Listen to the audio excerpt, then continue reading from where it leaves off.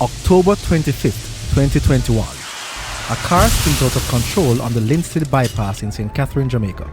It carries 4 people. 3 are policemen, one of which is a young constable who dies on impact. The 4th, a man some worshipped and others feared. Everybody wants to touch our family. Kevin Smith, self-styled bishop, cult leader, and alleged mastermind of human sacrifice rituals, was being transported from Montego Bay to Kingston to be charged with murder, but he never made it. Or did he?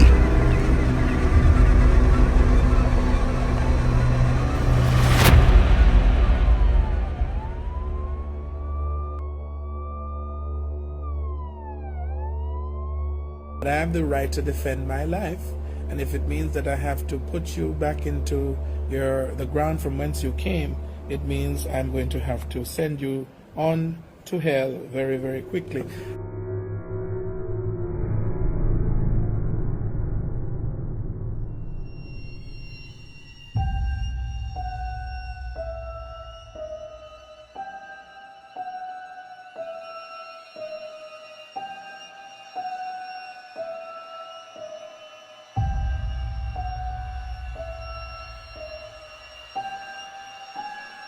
Hear me and hear me well.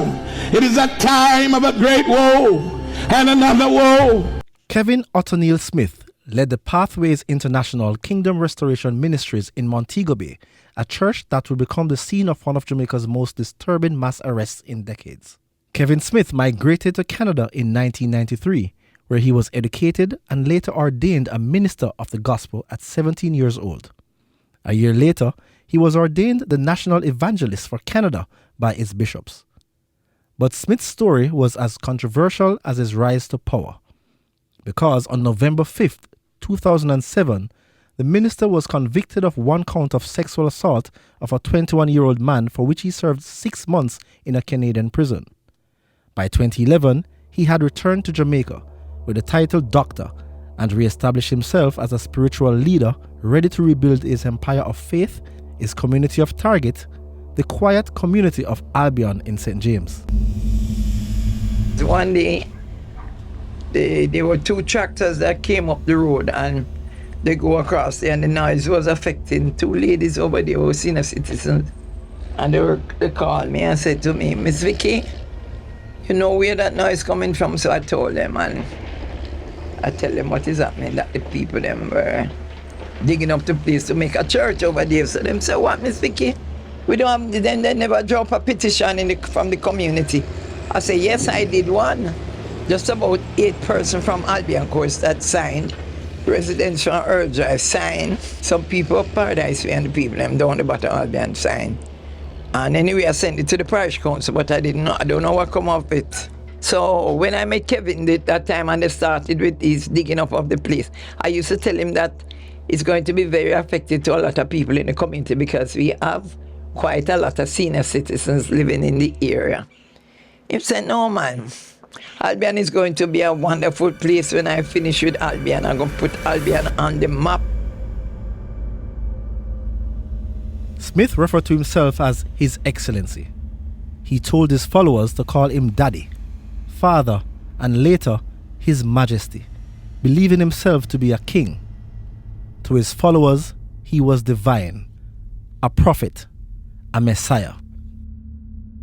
To the police, he was a suspect, the alleged mastermind behind rituals that shocked a nation.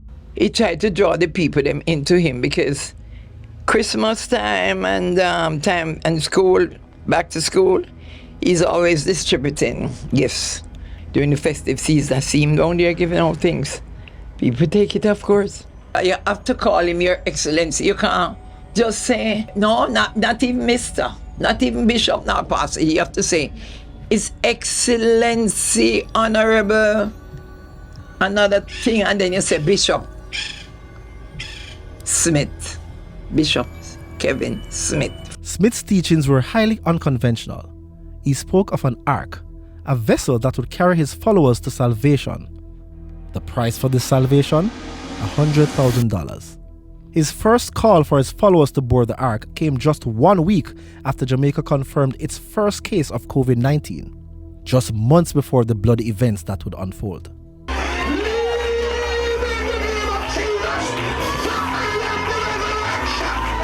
You know, he had mentioned it once, I heard him talk about it on the radio that we are going to have a new ark, and the ark is going to leave in Jamaica. It's going to dock out by near, what do you call it, White House. I recall him saying that everybody went and baptized that Sunday, I went to a funeral, and when I came back from the funeral, that's when I saw the people, them coming out of this big bus, all in white. And no time afterwards, the fracas, they start. October 17, 2021. The ark is loading now. 123 Albion Road. Leave immediately. Dressed in white.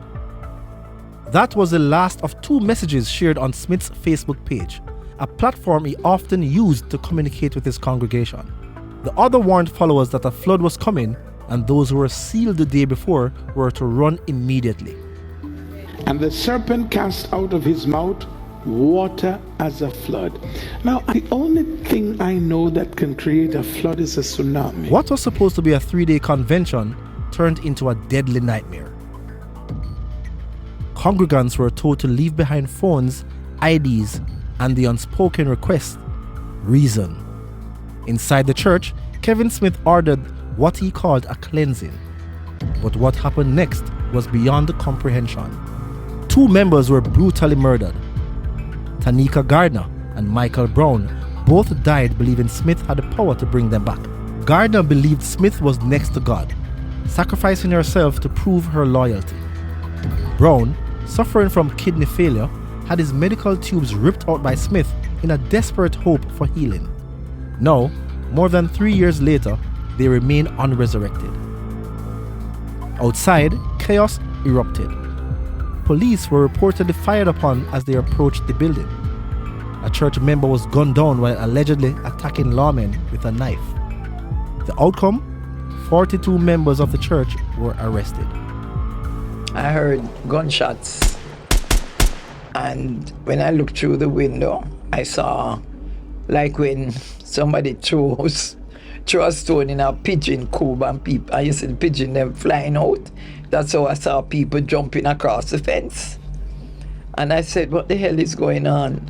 And I said to myself, I wonder if it's the men them that Kevin always have come in there to see him, because he was like some reader man. So I have seen a lot of fancy cars with young men going over there many days before that. And they maybe come back for their money. But then when I listen again, I hear the shots them coming from the other side. And then I heard the police siren in about half an hour. So I came out and I noticed that there were a lot of people going up and the police them stopped them there. And then I heard the police them saying, you all come out. And they weren't coming out, and the police them started knocking on the windows them. And then 2 shots were fired again by the police. And they opened the door.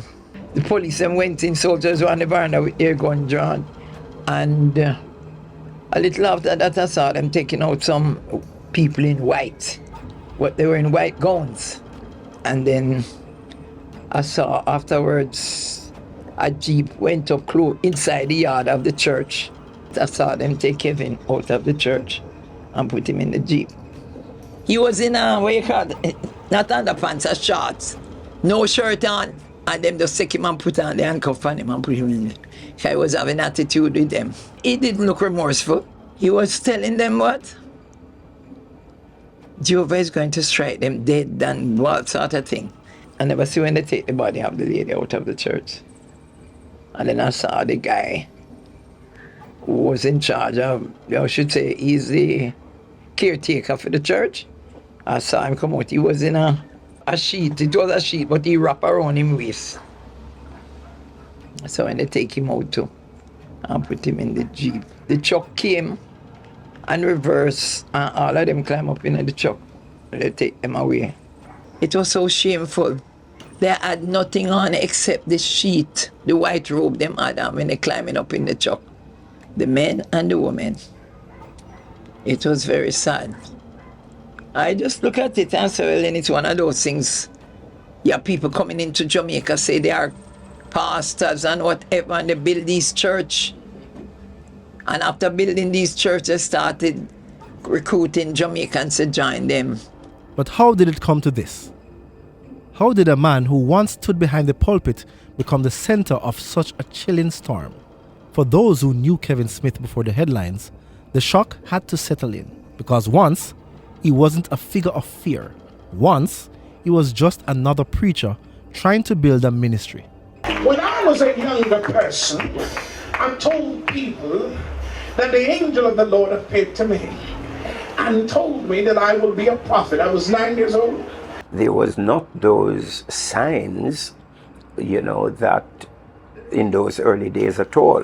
But this is why we all have to be careful, and we have to be observant in our interactions with others, because once we begin to see where pride begins to rise and dominance on money and on pleasure begins to override life, begins to be the cues that, hey, be careful here. Is there another spirit that could be operating that one need to be sensitive to? But I hadn't seen him in the last four or 5 years, really, but it is then began to hear a couple of things, and he says, careful here, but I didn't know it to be anything going off in that kind of area at all. There is no human head buried on this land, so that as the maggots come, so people come. But this place has been sanctified, washed in the blood of Jesus.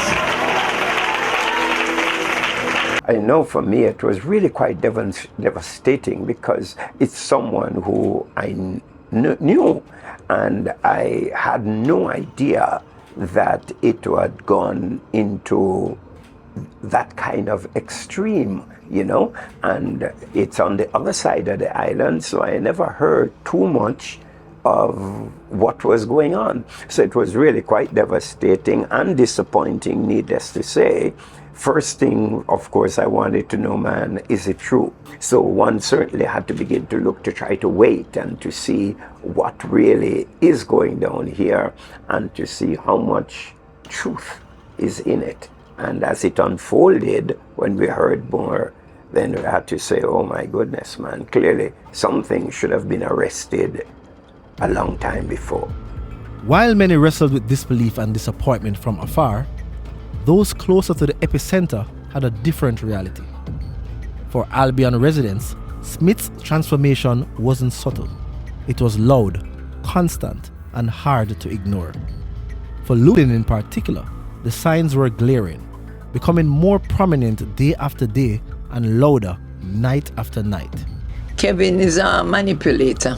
He speaks nicely. He has a way of saying things to you that you wonder, how he knows these things. And once I look at him, I said to him, how can you predict what's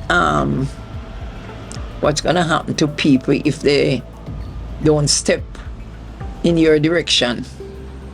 I said, no man, that's not right. And he said, Sister Vicky, he used the word Jehovah. He said, Jehovah and I talk a lot.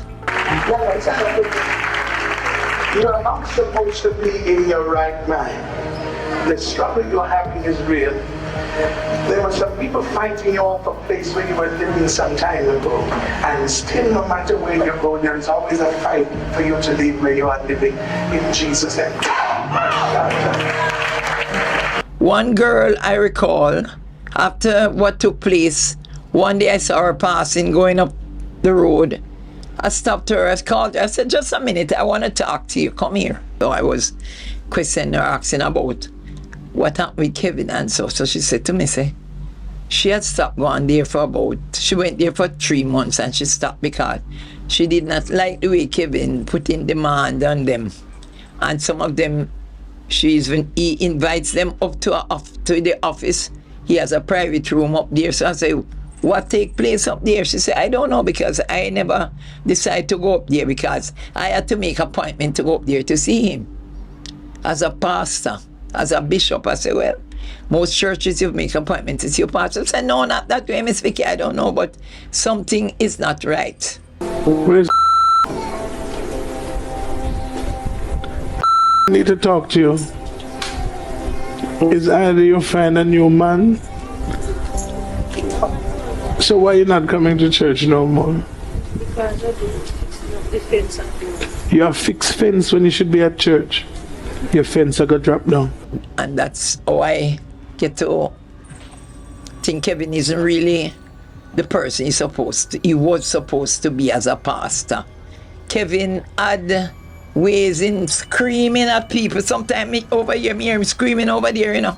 And I say, no man, that can't be Kevin Smith. Yeah.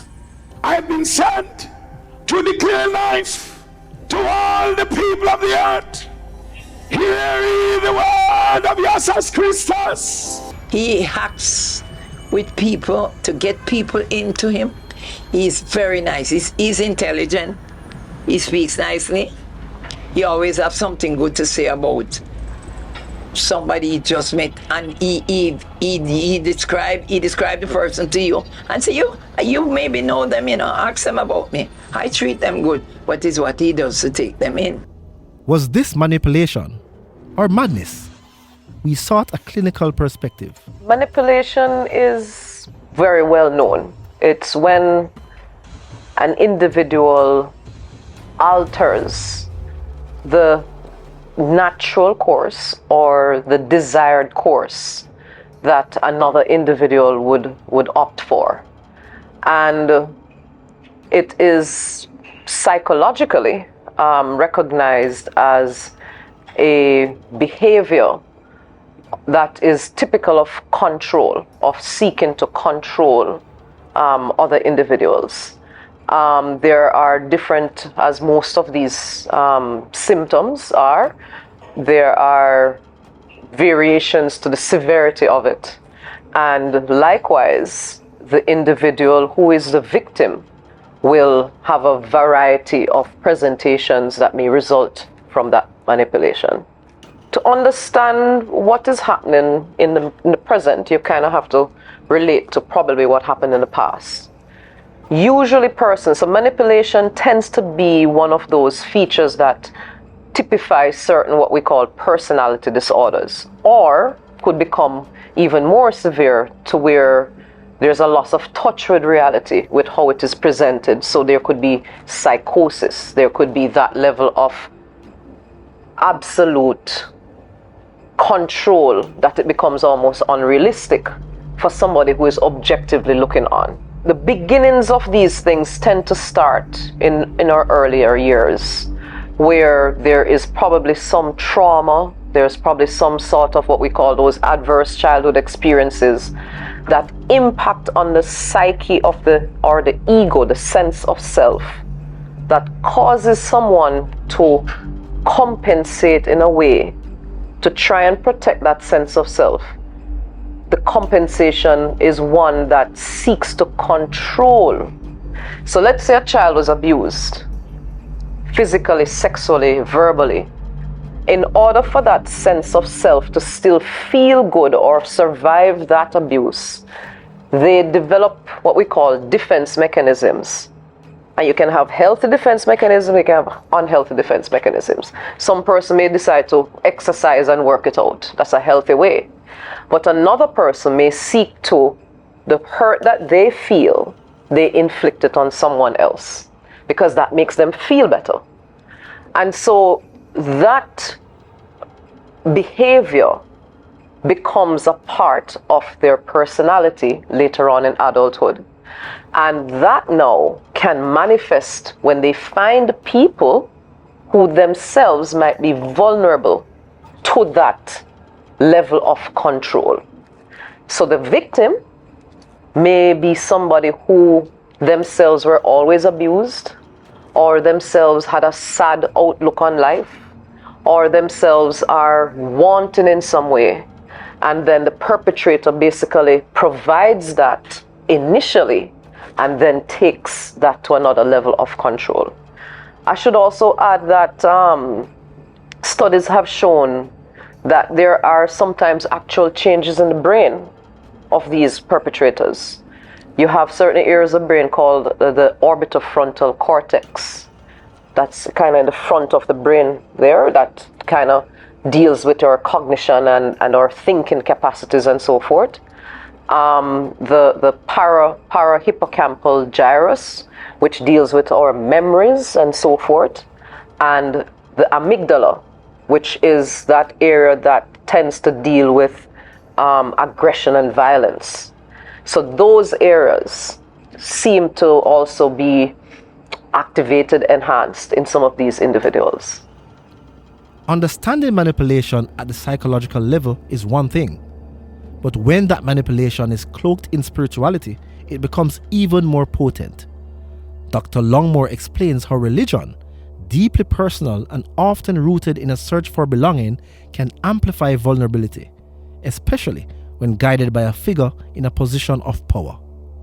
When persons have a vulnerability towards especially their sense of self, sense of value, self-esteem, which can be associated in religious practice, in spiritual practice, people are desirous of guidance. And that guidance can validate themselves in whatever answers they come to.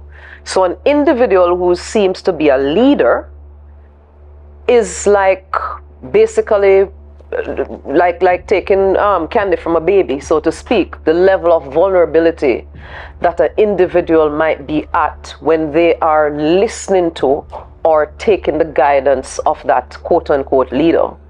And so without the basis of morality and that sense of protection in that leader, if that person is someone who was abused, was somehow ill-treated, was somehow manipulated themselves, given that position of authority, you can see how easily someone, a victim, could fall into such situations.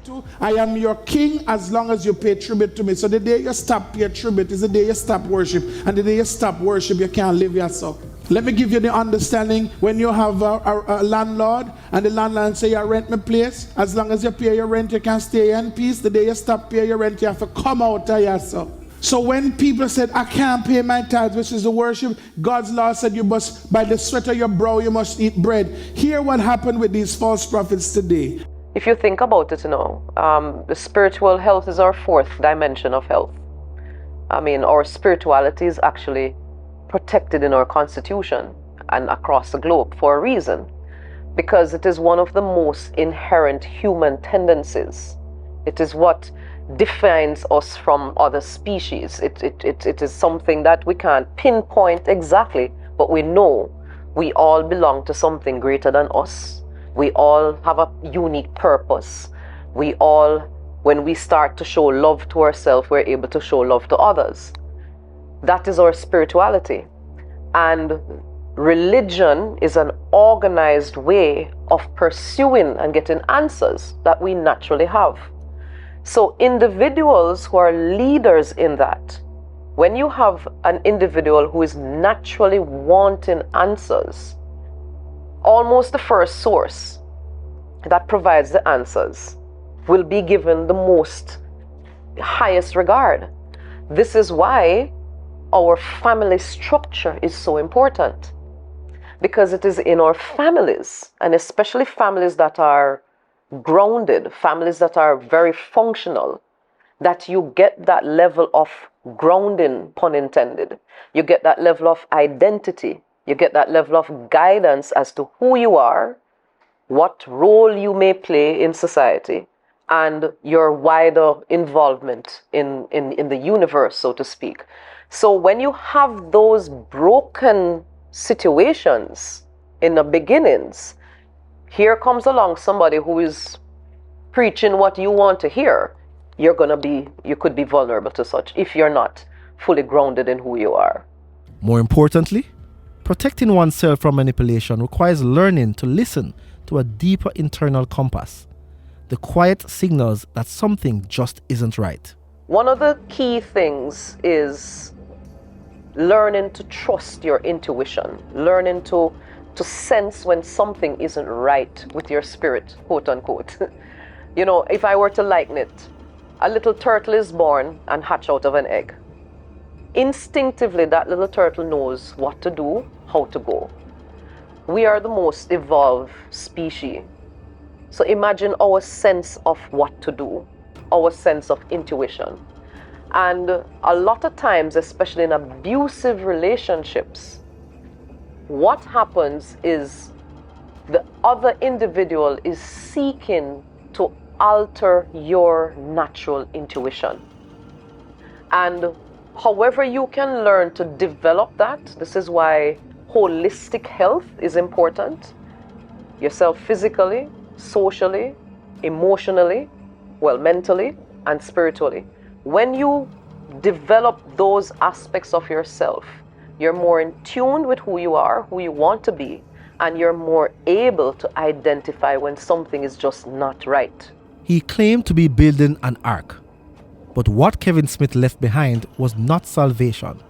It was wreckage, a broken church, a trail of victims, and a nation grasping for answers. He died in a crash that raised more questions than it answered. But before his fall, he rose.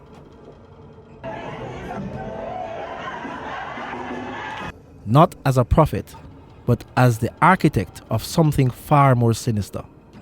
In part 2, Dead or Alive, cult pastor Kevin Smith, a gripping deep dive into the shadows of manipulation and cult practices, we explore persistent conspiracy theories and confront the haunting question: is Kevin Smith truly dead?